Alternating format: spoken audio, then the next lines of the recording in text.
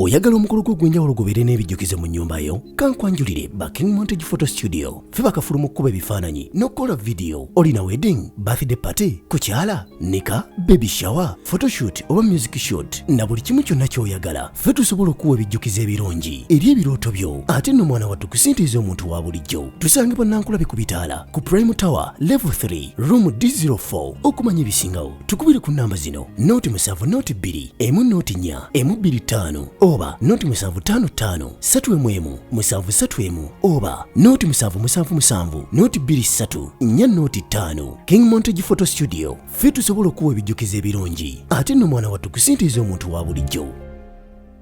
Studio banka kuwola milioni 10 ninga ate esobola okuwola omwana alina just ka boutique oba omudaala gwa chapati ogw'emitwalo 5 okitegeera. Lwaki balowooza eno si business olw'okuba level of investment ntono.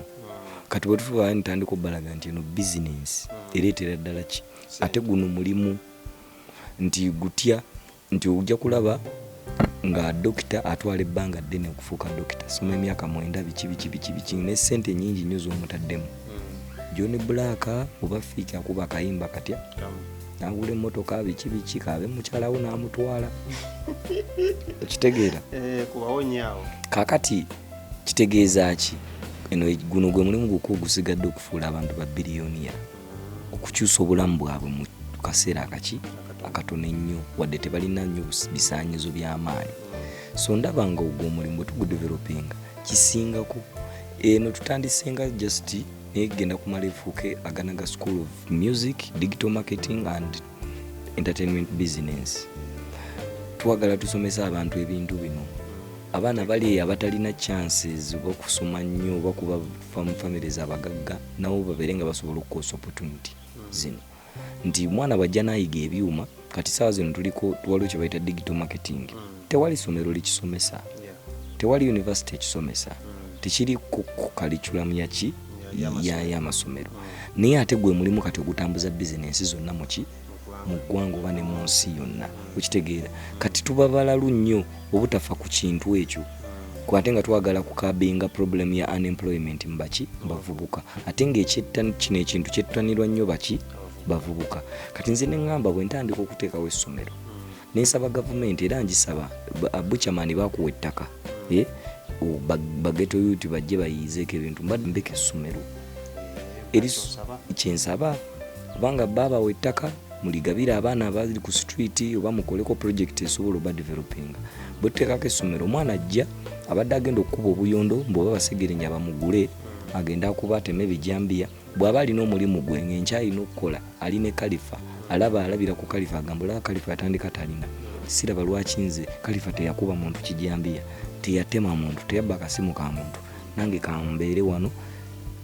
Kibaako engeri kikyusamu obulamu bw'abantu ate security wise abavubuka ne batayonooneka nnyo ne baba n'essuubi. Kalifa nga twagala omaliriza ebigambo eri bafaani naddala abavubuka abo abaagala okubanga ggwe ne investment ng'eno okuba munawo bagituukako mu bulamu bwabwe. Naye katwebuuze mulwaki kati wayinawo okubanga olaza ebintu nga bino? Anti mu tough times twagala kuzzaamu abantu amaanyi nti nno mwene embeera embi ennyini eno n'omugamba munnaye nawe nange embeera gye nkola ki bibyo mbibalaze tebinaggwa. Kitegeeza nange nkyakola nkyatuba naye mbazzaamu amaanyi nti bawulira nnyo abayimbi bakaaba bali ggulu basabiriza biki ekitiibwa ky'omuyimbi kizze ki wansi. Kati omuyimbi omwana atuuka n'agamba asikyagala kuba muyimbi kubalaba n'abayimbi bakola ki. So kati tubazzaamu amaanyi gamba nti mwana wadde naffe ebizibu tubiyitamu naye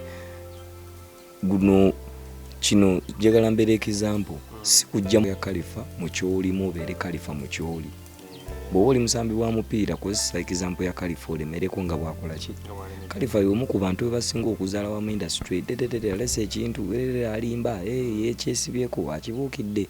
At the end of the day kimaliriza mpiseewo nga bennyini abadde bazaala wakati bakola ki bawaana.